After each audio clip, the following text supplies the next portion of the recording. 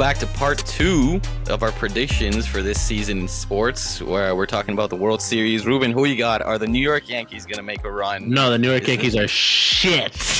Yeah, exactly. Yeah, the Blue Jays are winning it. I called it. All right, let's relax. Okay, the Blue Jays are going to end in the...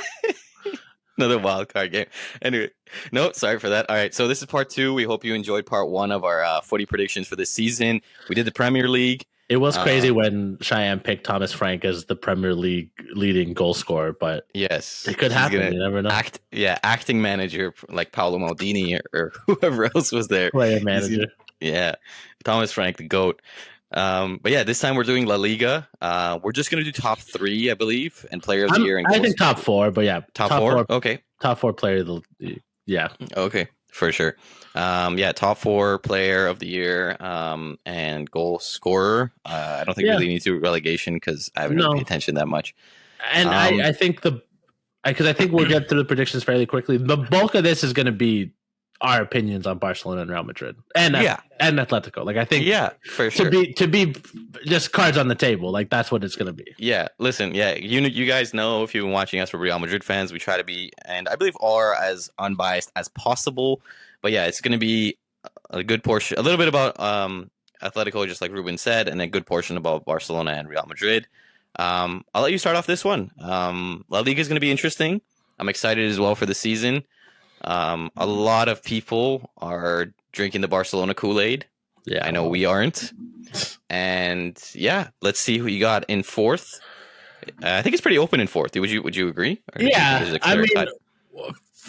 4th place is interesting because you could go Bilbao, you could go for like a Betis, a Sociedad, even though last season wasn't the best for Sociedad.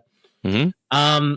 Ultimately, I think Villarreal is going to be 4th. I like what they've done, and they're building kind of slowly. Like, I think the comparison is like Sevilla, right? Sevilla for a long time was kind of like, oh, they're going to be 4th in the league, and they're going to win the Europa League, and blah, blah, blah. Valencia also had moments where it was in the top 4. Villarreal, they haven't splashed a lot of cash. They're just building slowly but surely. They've become a very solid team, a tough team to play against. I think they could even finish 3rd, really, because we'll get to what I think about Atletico, but like, I like what Villarreal is building. I like their manager. I think they're a cohesive unit, so I have them in 4th. I don't think that, again, like Bilbao has a chance because they have the Williams brothers still there, right? Mm-hmm. Like not losing Nico is huge, and it makes them on some level like a team that is going to have the best talent that exists in the league outside of what's on Real Madrid and Barcelona. So that's always potential to finish top. But I don't know. I think Bilbao is getting to the point where it's like, we know that Nico Williams is good, but is everyone else good enough around him to take the pressure off of him when he needs it? It doesn't really seem like it. So I have Villarreal in 4th. Yeah. I think that's a good shout, and I'm basically the other team. The only reason that I think it's not going to be Villarreal is because Nico Williams didn't get sold. So basically, Athletic kept their star, and Villarreal sold 2 of their more important players in Tierno Berry, who scored 11 of the goals, and Alex Baena, who joined Atletico. Baena, according to this stat I just pulled up, he created 95 chances and was the most creative player in La Liga last year.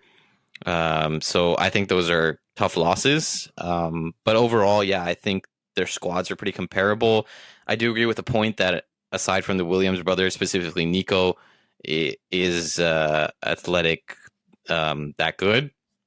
It's a question, but I do believe just because of those losses that they are going to Villarreal is going to finish 4th and Athletic's going to finish 3rd. The only other reason is because Valverde has really solid foundations defensively. I believe aside from Atletico, which is a big surprise, Bilbao had a lower XG in La Liga last year. So yeah, that's why I'm just leaning slightly over to the Bilbao, the Basque region. You don't have faith in the Canadian Buchanan to light it up for Villarreal? No. That's fair. That's fair. I also don't. So, there's certain players in Canada who I think are like good, like Schaffelberg was really good in the Copa America. Jonathan David we've spoken about. Like I think the defense like Cornelius and I forgot the other player's name. Bombito. I think they played like really well. I think Buchanan's kind of falling off. yeah, he So, kind of looks shaky. yeah. Hopefully he does well for Canadian soccer. Hopefully. All right, so I mean that's all we have to say about points. Third place, Atletico Madrid. All right, let's start the hate. Okay. No, like honestly, I've listened to a lot of podcasts. I've listened to a lot of people kind of discuss this. I've read a lot of stuff. I do think that this year's league is going to be more of like a fist fight. Like last year's league was tough, like but I think it was very clear that it was Real Madrid and Barcelona for a long time before. I think this one, for a lot of reasons, Real Madrid have a whole new squad not a whole new squad, but they brought in a lot of new players, have a new manager, and I'll get to my things on Barcelona, but this would actually be the kind of year that I could see Atletico Madrid winning if I had any hope. What? Any hope that Diego Simeone could win. Like if he was actually a coach that won things and could coach winning teams. Because I think that they have low key, a better chance to win than Barcelona. Wow. Okay, I'm not there. Like I do. Let me hear your thoughts. I'm open. Jan Oblak is a better goalkeeper than anybody that Barcelona are trotting out there. Ter Stegen is either done or we got problems. Well, that's a whole other thing. Yeah. Like you said, they brought in Alex Baena from Villarreal, who did really well there. Mm-hmm. They have Julian Alvarez, who I actually really rate as a center forward. They have Antoine Griezmann still, who is not at his pomp but can still do a job. I like Conor Gallagher in the midfield. He's a bit of a pit bull. He kind of plays that style that Diego Simeone likes. This is a team that's well drilled, similar to what you said about City. Everyone here knows what they're expected to do, and they've been doing it for so long. I don't see a lot of opportunity for drop-off in any of these players because all of their older players are already kind of slowly getting phased out. Like, I guess Koke is like he's getting older, but like he still looks fine. Mm-hmm. I think their defense, obviously, like you've said, they surrendered the least XG of the entire league. The question is, will Diego Simeone be able to get enough offense out of this team to actually win games? That part is the hard part, but I'm more afraid of Atletico winning this league than I am Barcelona. And a big part of that is that I like Baena and Alvarez and Griezmann and even Diego Simeone's kid, or Alexander Sorloth, who I think is kind of overlooked as a striker, but he's really good. So there's a lot of things about this team that I like. The one thing I don't like is that Diego Simeone is incapable of just like playing to win games, which is the thing that I think holds them back, and ultimately why I have them at 3. But let me tell you this. I think that I'm more scared of Atletico Madrid winning this league than I am Barcelona winning this league. Interesting. Yeah, I'm not opposed to that. I like their signing of Baena. So they signed a lot. They let go of players like they didn't need, like Saul left, Azpilicueta left, Rodrigo de Paul sucks, and he left. They let go of all the old shit players that were just hanging around there. Yeah, the only one that I think they'll miss is Correa. I thought he was a good player off the bench. Yeah. They brought in Baena. They brought in Hanko, another defender. If there ever was a Simeone looking like you just like a Slovak, like just brute strong guy. They brought Raspadori. They brought over as a forward. So they've brought into good reinforcements, I think. And Alvarez could do really well. We talked about Sorloth. We talked about obviously Saul. Who's the Llorente, who was from Real Madrid, I think is a really good player on that team, and I think is often overlooked. Yeah, I just think the Simeone thing. I just think their offensive capabilities are so much less than Barcelona. But I do think Barcelona has other problems, which we'll get to. But I just think the Simeone's inability to play any sort of offensive game with the players that he has is just going to hinder them again. But yeah, I do agree with you that La Liga is going to be more of a fight. I think it's going to be like more like quote unquote like not necessarily like the Mourinho days that it was like dirty and like players were getting kicked like Pepe was murdering people on the pitch. But I do think it's going to be more of a fight, and especially the games with the top three together is going to be a lot more cagey. Even the top 4 or 5 could be like that. But yeah, I don't disagree that Atletico could make it more of a fight than Barcelona. Just because like their squad as a whole, in my opinion, if you take the managers out, their squad as a whole, I think, is more complete, if that makes sense. 100%. 100%. Like 100%. It's okay, not even I'm not fucking crazy. close. Okay. It's not even close. Like I don't. Never mind. Man, Okay. so I mean, yeah. Please continue if you have more. No, to say. I think no, that was it. Yeah, I just think. All right, let me get ready. Yeah. Let me get ready for my rant because Barcelona, I have in number 2, and like I said, I could easily see them being third. Well, let's talk. First, let's talk about who they brought in. They basically brought in nobody besides Joan Garcia. They brought him from from Espanyol. Mm-hmm. And Marcus Rashford. But you can't even really say Marcus Rashford yet because he's not being able to be inscribed because they do not have money. Sorry. Joan Garcia is the goalkeeper, correct? Yeah. Okay. So he's going to basically play instead of Ter Stegen, yes. Right? And fun little story about that for those who are not in the know. Ter Stegen hurt his back. He was coming back. Barcelona had to apply to basically be like, hey, Ter Stegen's going to be out for like 6 months. So we need a goalkeeper. So let us sign this guy with money that we don't have and whatever. Like, well, whatever. Let him sign it because it's an emergency. We need a goalkeeper. Yeah. Ter Stegen's like, first of all, my back hurts, but like, it's going to be okay. Like, I'll be back before 6 months. Like, I want to come back from a spot. This man is the acting captain of Barcelona. Barcelona stripped him of the captaincy because he did that. And we're basically threatening to sue him if he didn't sign this piece of paper, basically being like, yeah, my back's fucked. I can't play for 6 months. This is a joke of a club. Like, it's crazy to me because they like Barcelona fans will sit there and say, "Más que un club."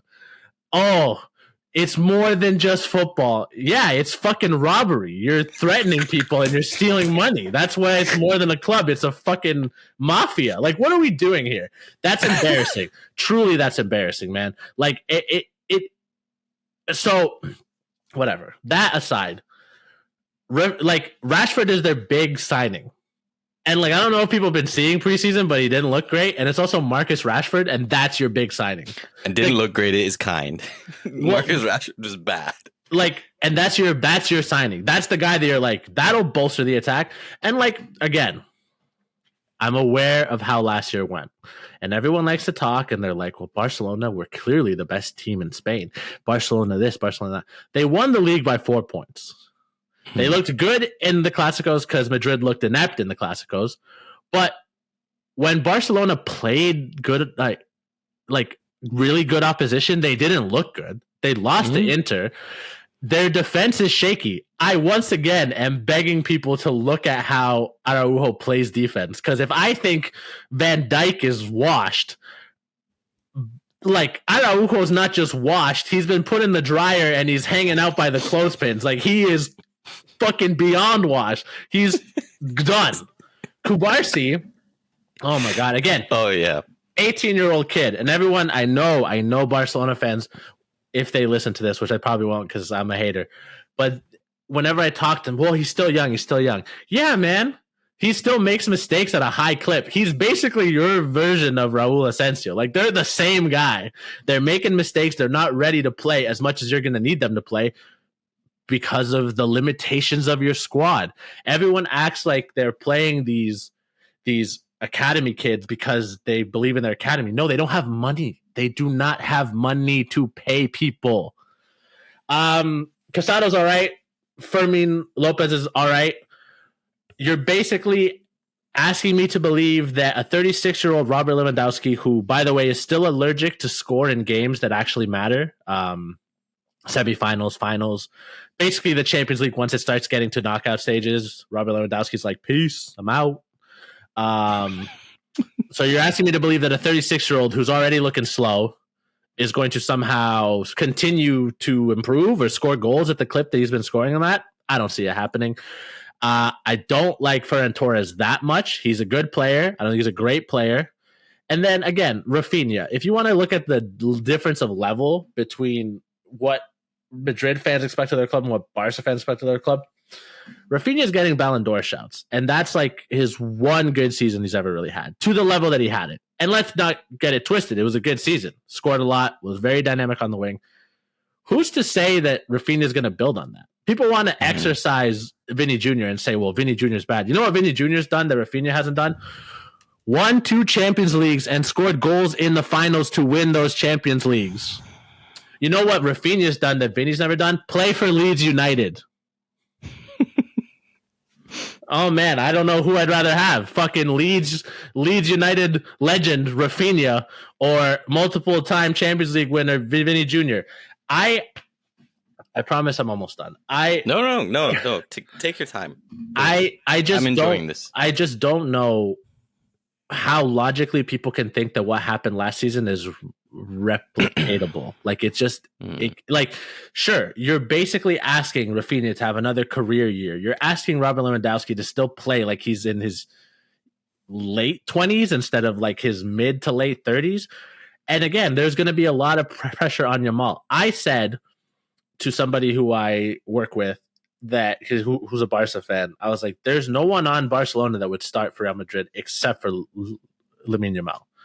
And they were trying to say that like Gavi or Pedri would start over Jude. I think it was Pedri because people rate Pedri. And I was like, you're insane. Who? Yeah. I was like, you're insane. You're insane. It's just not even. So I just don't know, like position by position. I just don't see what people see in this squad. Like, and again, to add to the age profile of some of these players and the injury history that they've already like shown, they weren't able to really like name me if the best Barcelona starting 11 is Champions League level. I don't think the players on the bench are at that level. They are good players, but they're good players for like La Liga teams. They're not good players for playing in the Champions League. And I think the difference is like what I said about Fran Garcia. I like Fran Garcia. I think Fran Garcia is going to play a lot, and he'll probably play on Champions League nights. I don't think Fran Garcia is like an A+ Champions League level left back. Mm-hmm. And I feel that way about most of Barcelona's squad. Hansi Flick plays an extremely demanding style of football, very physically demanding, and a very risky style of football with the back line that far up. I don't see how people can sit there and believe that other teams haven't figured out how to break that back line when the defense has defenders who are prone to mistakes, when it's already so fragile, and when their keeper, like the Espanyol keeper is a good keeper. So like that's one thing that they've improved. But he's not even Ter Stegen. No, I agree. Yeah. And we'll see what he can become. But it's just crazy to me because you're basically asking me to believe that they're going to have the season of their life again with no injuries, with nobody missing time, with nobody. Like last season, that's basically what they had. Just to quickly add on your point, on substitutes. I pulled up one of their last matches against Inter in the Champions League.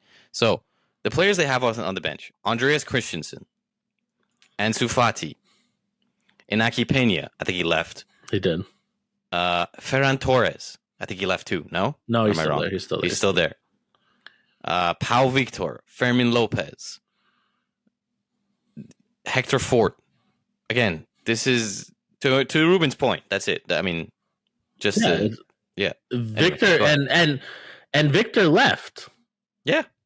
Victor left, Torre left, Fati left. Like, so that tells you what they thought of those players. And it's not like they brought in 3 players, a goalie, Marcus Rashford, and Rooney. I'm not even going to try to pronounce his last name because it's fucking crazy, but Bargji. Yeah, Bargji. He's Swedish, whatever. Whatever the fuck his name is, doesn't matter. So I just don't see it. Like, I don't see how people think that they're good. Like, they might win the league, sure. Like, anything's possible. It's a three team race basically. Like, Hmm. I don't think that Bilbao or Villarreal have enough in their locker to push for the title. So it's going to be Hmm. between Atletico, Barcelona, or Real Madrid. I don't see, and again, in that first season, Flick had the benefit of people not really knowing his style of play there. He had the benefit of like the expectations were so low for Barcelona that again, they won every El Clasico and people somehow forgot that until like that they'd lost the last 2 years worth of El Clasicos. Hmm. Like Barcelona fans were celebrating like it was some magnificent season. They won the Copa del Rey, the Super Cup, which isn't a real trophy, and the league. The season before, Madrid won the Champions League, the Super Copa, and La Liga, right? So it's basically like we didn't win or like we won the Copa del Rey or lost Super Cup, whatever it was, because we lost one to Atletico. I remember. Hmm. They didn't have a season that was like blowing anybody away by any means, and they almost Hmm. lost plenty of times in the run-in at the end of the league. Like Madrid were close, not because Madrid were good last season, but because Barcelona were that fragile. I Hmm. just don't see how people think that it's replicatable for all these players to have their best ever seasons and for no one to have figured out how to beat this Hansi Flick style. And Hmm. I also think actually the way that Xavi Alonso in particular plays is kind of perfect to counter this. Like I don't think if Xavi's system really gets implemented the way he wants it, there's not going to be the holes in the back that there were last season because Madrid will play a lot more controlled. It'll be a lot more like a vice grip, slowly tightening. And Mbappe has something to prove this year. Mbappe has Yeah. something to prove this year. So does Vinny. Yeah. So does Vinny. Yeah. Um, I don't disagree with any of your points. So, shocking, right? Shocking. No, Barcelona's gonna win. Ruben, you are too biased. No, I'm gonna try and summarize your points in this way. So, what I'm hearing a lot because I was watching like ESPN FC's predictions for the Premier League and La Liga, and I watched a couple other places, but um, what I try to do, and I believe Ruben is the same way, is that generally in sports, I try to be as level headed as possible. Even when some young bright star starts coming up in a few seasons on the teams that I support as well. Obviously, for Real Madrid and other teams I support, I will be honest. I'm a little more biased. I do get a little bit more caught up in the waves, but overall, when any player comes in, I try to stay level. I think people get caught up in these massive waves of, oh, this guy's the next big thing. Pele has found him. We have found the new Maradona has adorned him and stuff. This guy is the next Michael Jordan. Anthony Edwards gives me Michael Jordan vibes. It's like, come on, guys, These are young people, kids even. Um, I think there's a lot of waves being ridden from the media, from fans, people who think Barcelona is going to win because of this magical season they had last year. Again, basically everything went right for Barcelona. The high line clicked in. The defense with a bunch of young people. Inigo Martinez, who left. Inigo Martinez was all of a sudden this irreplaceable player. Inigo Martinez was the definition of mid in La Liga for years on end. Koundé played incredibly well, even though people at a point he was going to be sold. Balde couldn't get in the team, and then he had a great season. Kubarsi is incredibly young. He had a great season. I've said it so many times. I'll say it again. This season is going to be La Liga's adjustment to Kubarsi. How will he adjust to that? Will he do well? Will he fall off? Is it going to be a sophomore slump? I think so, and I think that's what will happen. But to my point, I think everybody's riding these waves. And to sum it up, it's on Lamine Yamal. Lamine Yamal is the second coming of Messi. Oh, all these pictures of when he's baptizing Messi and all these stuff, and he had a great season. Listen, Lamine Yamal had a great season. I'm not denying that. I'm not denying that Lamine Yamal is a great player. I'm not denying that he would start for Real Madrid, but I don't even think it's that clear cut. Like realistically, who does he get ahead of? Like Again, it depends on the formation, but he plays on the right. If we're playing three atop, it's just not impossible not to put him in. I'm not putting him ahead of anybody. I don't care if you don't think Rodrigo is as good. Your ball knowledge is not there. Oh yeah, let me say that. Like I agree completely with that. Please continue because I agree completely with that. Thank you. So, listen, he's 18 years old. Against Inter, we saw there was a clear mistake that he made when he scuffed a shot, and in other games. He's young. He's going to get mistakes. I get it, guys. I get it. To all the fans, to all the networks out there, I get it. He's young. We like to see young, flair, exciting players. We're kind of losing that in sports and in soccer specifically. Whose fault is that? Thank you. And we want to see that. We want to see, the Ronaldinhos, the Ronaldos, the Rivaldos, all those other players, like Fernando Torres and all these exciting players we love to watch come back. I get it. Listen, I'm not saying Barcelona is going to have a bad season. I believe they're going to finish second. I believe it's going to be a fight for the top. I think the top three is actually going to be pretty interchangeable throughout the year. It's going to go like 1, 2, 3. They're constantly going to switch. I actually don't think Real Madrid, despite of their what they've done, it's going to. Despite of their signings and Xabi Alonso coming in, they're going to steamroll the league. No, I don't think that. But I do have to agree with Ruben that so many things have gone right for Barcelona. And you're telling me that's going to happen again next season. Listen, I get that Real Madrid had a poor season last year. It was one of our worst seasons. But in every area that we had issues last year, we have strengthened. Alvaro Carreras, I forgot who they played against in this last game. He looked nuts. Yeah, so nice. Really good. So nice. We signed Trent. Carvajal, yes, he's at ACL. We'll see how that goes. But again, Carvajal as a backup or a rotation piece is so much better than Lucas Vazquez. Dean Huijsen. I'm just going to say Dean Huijsen. Yeah. Look it up. Just look him up. That's it. That's it. We have Xabi Alonso in as well. But to not focus on him, we had to put Valverde at right back at a point. We had to put Tchouaméni in defense. Some of our most vital and important players were playing so out of position because Florentino Perez refused to spend $1 even in January to bring in one defender. Me and Ruben were like, please, just one defender, a guy who can play right back, center back, whatever it is. And listen, I've slated ESPN FC. Go watch the Liga prediction. And one thing that Steve McManaman, former Real Madrid player, does say echoes my same points. They've strengthened in every area of the pitch that they have problems. And in every other area, they're good. Arda Güler looks great. People keep saying, who's the next Cruz? Who's the next Modric? I'm not saying he's going to be that, but he's really showing signs of being able to dictate the possession of play and link up passes like that. So, again, when Real Madrid have strengthened in all the areas that they had problems last year, and everything has to go right for Barcelona last year, I'm really not buying this wave. Again, the turmoil with Ter Stegen, like he's saying, what's going to happen with him? You're just going to have a bad apple sitting there? And the whole contradictions, the stuff with Ter Stegen and all this, like you said, the more than a club, more than a thing. That's how you treat a player, more than a club. I mentioned about United in the previous episode. You are mortgaging your future for the now. If it doesn't work, which it still isn't, they haven't been able to register Rashford. They're having issues getting just any player in as well. Well, that's why Nico Williams didn't go. He literally wanted promises that he would be able to be registered, and they couldn't promise him that. They'd be like, all they could say was, it'll be fine. And he's like, that doesn't sound like a promise. That doesn't sound like you know how you're going to do it. Can you provide me a step-by-step process? Yeah, like a written doc. If you buy a house and your real estate agent's like, oh, it's fine. No, what do you mean it's fine? Yeah. Can I have like the offer, the salary, all that kind of stuff? That's how bad United is, that Rashford's like, fuck it, I'll take a flyer. Like, I'll just... Yeah, exactly. Listen, Ruben's points about Lewandowski are absolutely correct. We know that he can score against mid-table and below average teams. Where does he go in big games? I still haven't seen it. I really still haven't seen it anywhere. Polish fans who are constantly saying that, Lewandowski should always be in the team, blah, blah. He has done nothing for Poland. Nothing, ever.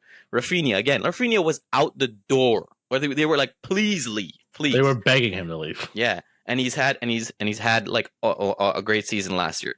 If you look at the past few seasons, obviously from like, let's say like 2019-20 up to last year.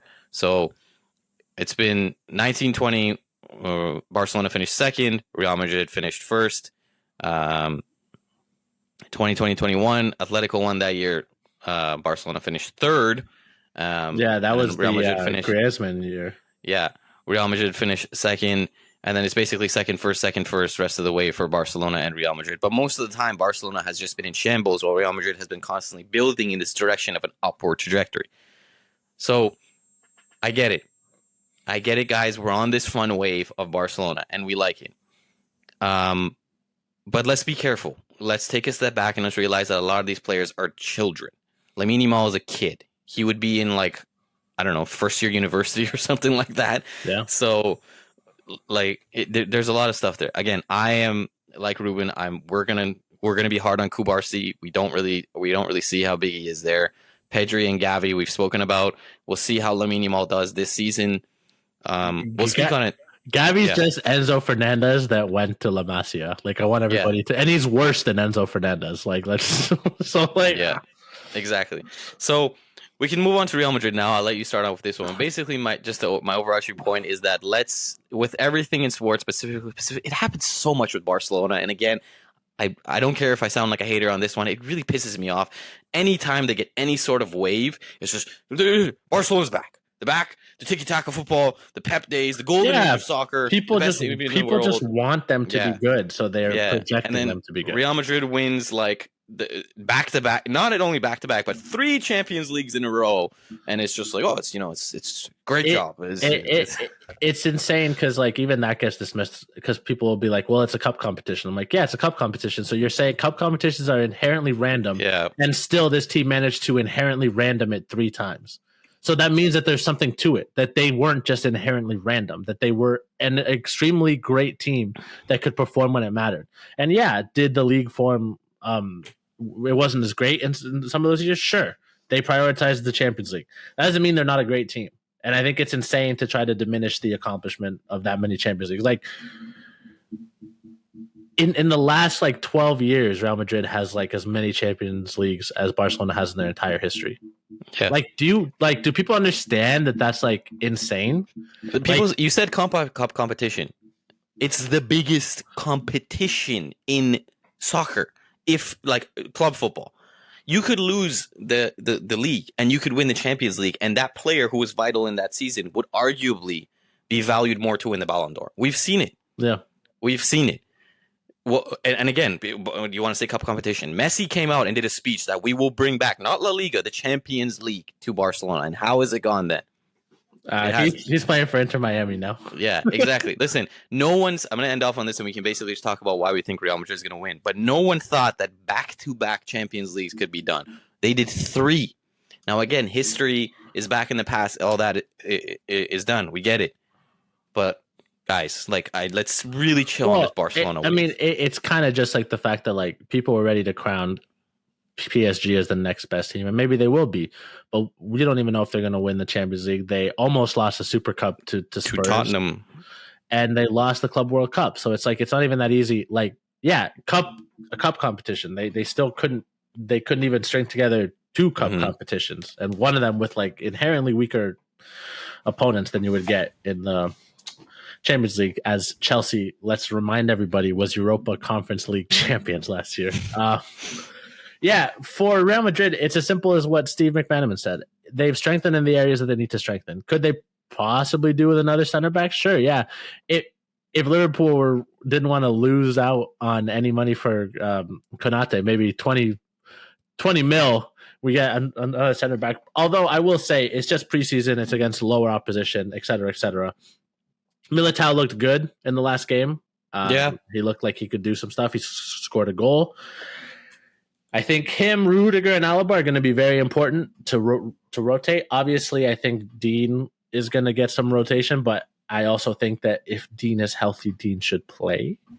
If Dean is a little tired, then yeah, let's sit him. But he should never sit for a Champions League game. Dean is just perfect. I don't know how else to say it. He's just a perfect, like, he is so good at so many things.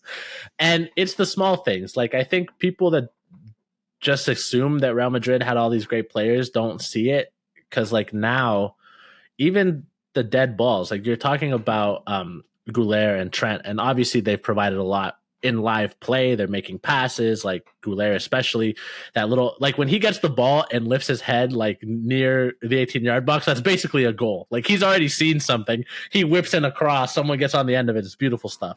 But in dead balls now, we have Goulet and Trent, who are an upgrade from fucking Danny Ceballos and whoever else we were trotting out there last year. Like, I love Tchouaméni. I love Valverde, they were not great dead ball specialists. And because Modric was kind of on his last legs, he wasn't always there for when we needed him to really whip in a cross or do anything. Even Rodrigo, who I think has some talent with the dead ball, is not great. Like, I would rather have Trent whipping in the cross than Rodrigo.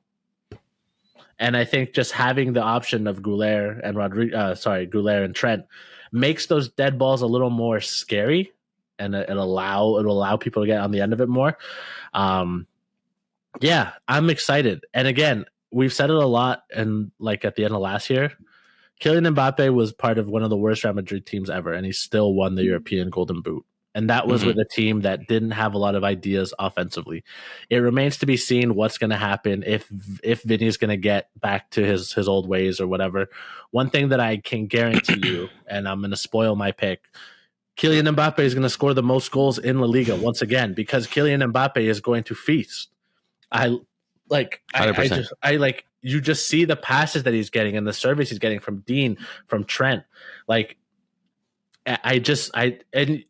I think it's even helpful that some players are getting a chance to recover. Obviously, Jude went in for his surgery. He should be back by like September, October-ish, in time for El Clasico. And like, again, it sounds kind of like silly. People are like, yeah, but like, his shoulder was hurt. That doesn't have anything to do. It has a lot to do, man. If you have to like tape yourself up, and like he was basically wearing a fucking brace, it limits your mobility. It's like pain that you're carrying with you. You have to be more careful about how you land. That affects how you play. It was clearly something that nagged him. He's talked about it. He's like, yeah, I never was able to feel very comfortable when I had to wear this whole fucking brace.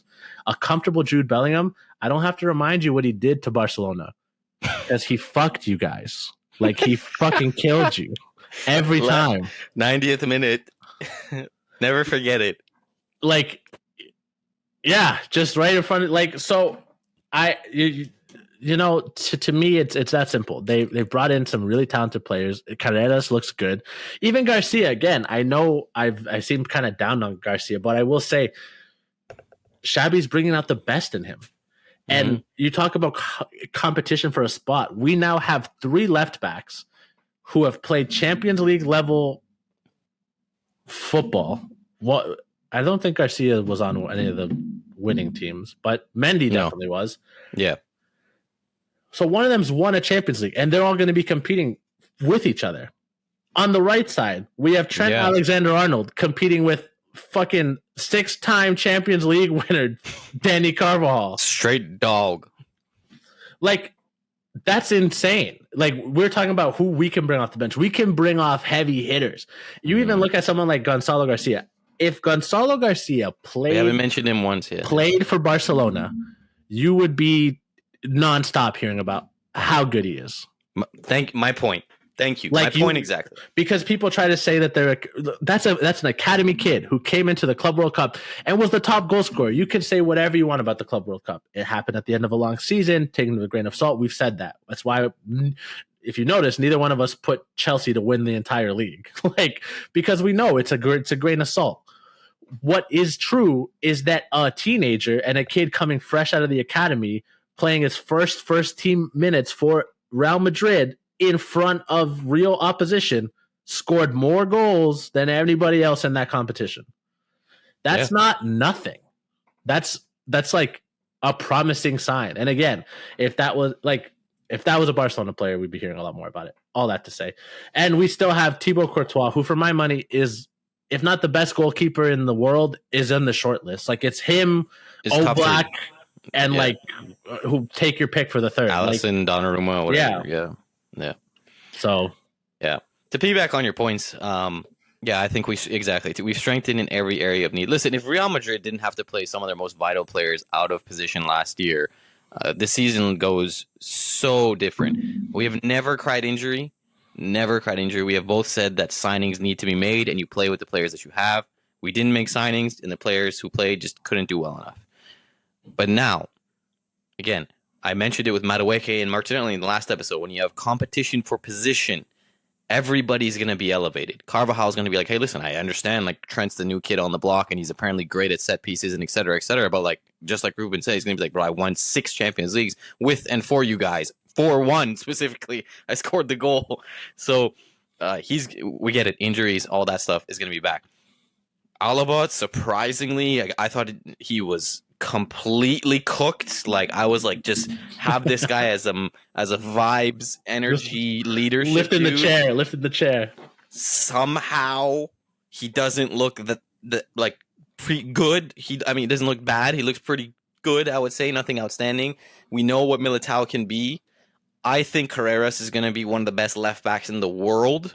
I'm putting it out there. I told you, he looks nice. He looks nice.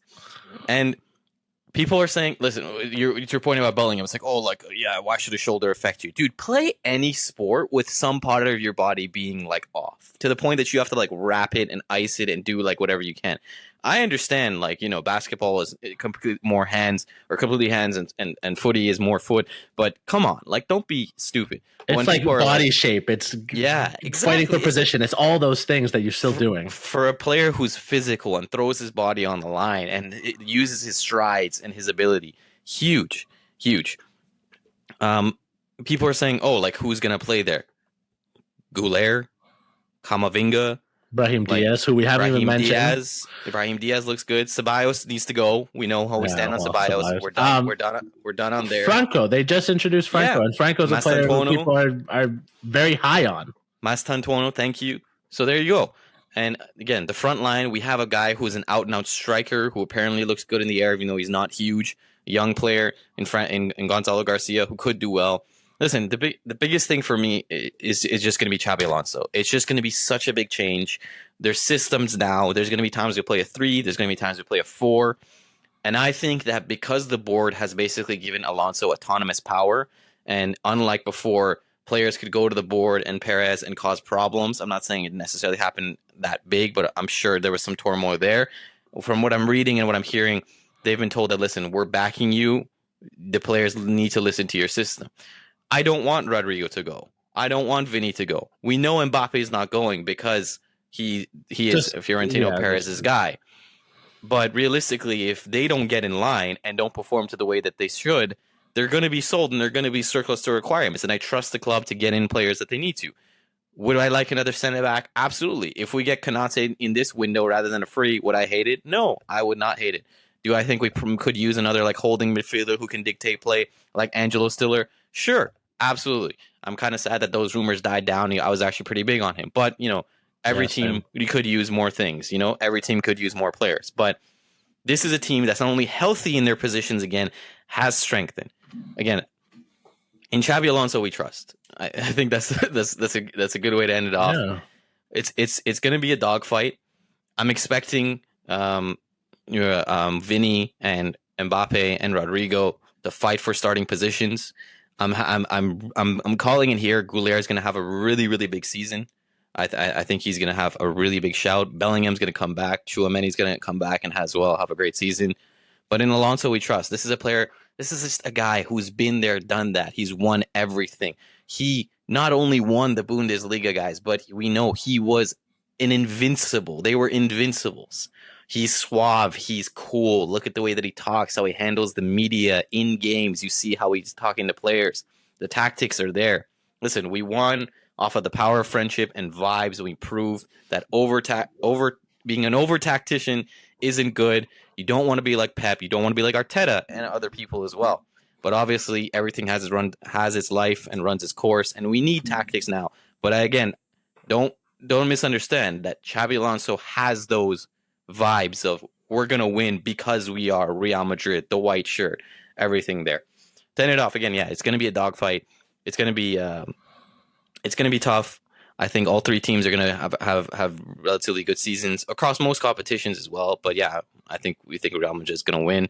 I guess we can go to player of the year and top goal scorer. I mean, I think we agree on goal scorer. It's going to be Kylian Mbappe. Yeah, it's a no-brainer. Yeah, player of the year. Do you have someone else, or I think it'll be Kylian Mbappe. Like, I genuinely think, again, and maybe this is, we talk about sports, we watch them. The best part about sports, I think, as we've said on this podcast before, is like the story and the narrative. Like, that's what makes it fun to watch sometimes. The narrative for this season is very clear. Kylian Mbappe, the team he left, won the Champions League, something that he could never do. Kylian Mbappe, if he can get Real Madrid once again to win the league, if he can be decisive in the Clásicos, if we can win the league, the Copa del Rey, maybe the Super Cup, and then really put a good foot ahead for the Champions League, that's the kind of things you need to do to make a mark on this club, which is what he's stated that he wants to do. Mm-hmm. So in my head, if he hits all of those things, there's no way that he can't be the player of the year. Like if he is the leading goal scorer, if he wins the league with Real Madrid, if he is that crucial to their victory, they'll probably give it to him. If not him, I could easily see someone like Jude or Arda if they get enough game time, obviously with injury and rotations. Like I think that's whereas like Mbappe, I know that, like you're saying, it seems they're giving Xavi the space and the backing to make decisions with the squad. I don't see a lot of games where Mbappe sits. I see more games where maybe Arda gets rotated, where even Jude gets rotated. And for Jude, it's less about him needing to be rotated. It's more like the injury, easing him back in, all the other stuff. Like I think Jude's like nailed on, but like until he gets healthy. So I'm gonna go with Mbappe. It's boring, but like that's just what it is. Like I think this is a big year for Mbappe. Again, like I feel like Haaland didn't get raked over the coals for last season being a bit disappointing on the goal scoring front, and for City being disappointing because there was so much pressure on Pep. But like Mbappe had like 1 year on a pretty bad team, and people are like, well, is he not one of the best players in the world anymore? Like, you know, and like that stuff, no matter what we think, like it gets to these players. So I think he'll be eager. This is a player who's won the World Cup and been to a World Cup final and scored a hat trick. Like he's made for the big moment. So this season is his big moment. I think he's gonna show it.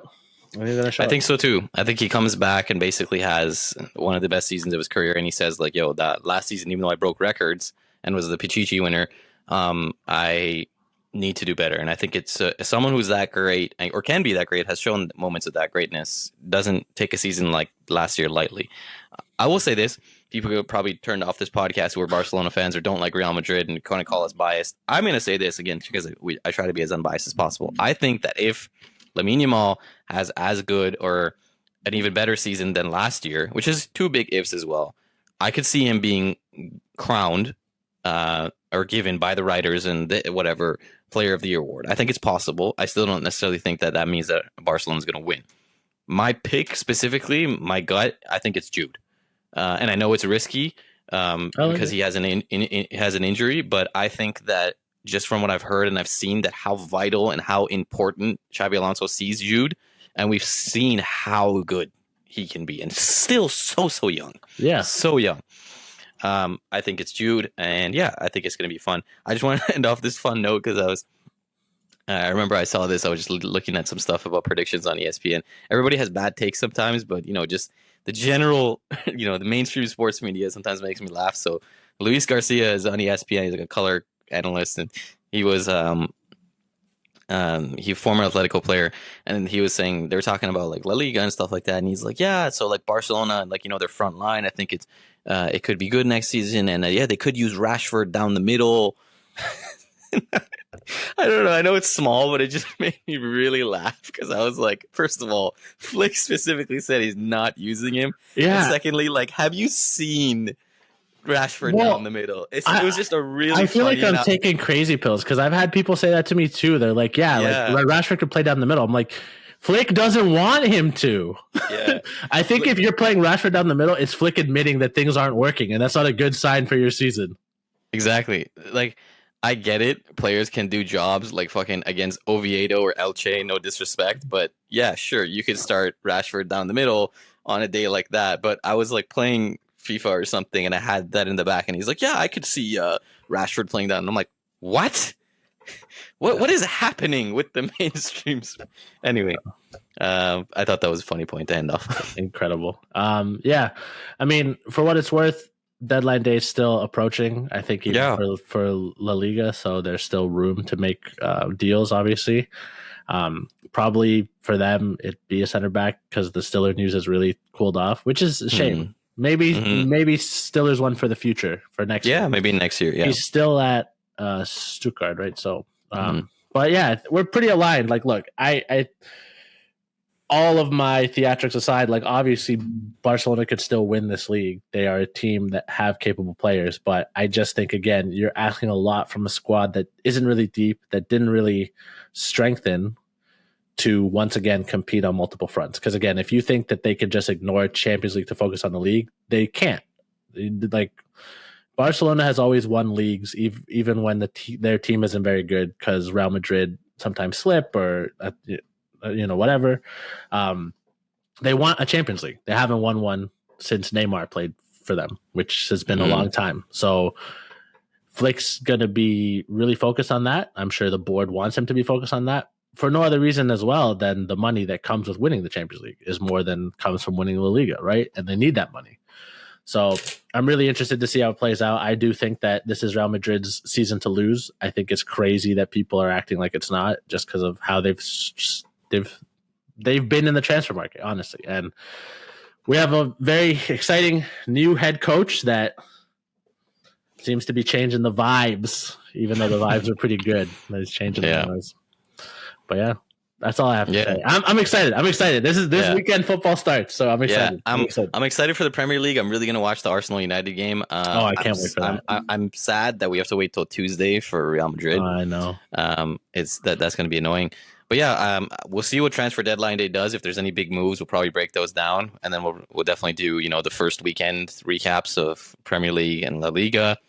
It's a lot of fun. It's starting again. It's excited. According to the Opta supercomputer, we are both wrong. Yeah, and I saw that. It's 46.5% of chances according to the Opta supercomputer that Barcelona wins, and Real Madrid has 32.1 chance. You can shove your Opta supercomputer stats where the sun don't shine. I don't trust the computer. Like I said, eye test matters too. Yeah, exactly. We hope you enjoyed both episodes. Let us know what you think of your predictions, Premier League, La Liga, Champions League as well. Let us know who's going to win, who's going to get relegated, who's going to do well. We like the banter, we like the back and forth. Soccer is back, footy is back. Sorry, it's one of the best times of year. And yeah, we'll see you soon again on Touchline Banter. And please don't ride the wave of Barcelona as much as everybody's doing. Sorry, I had to add that. See ya.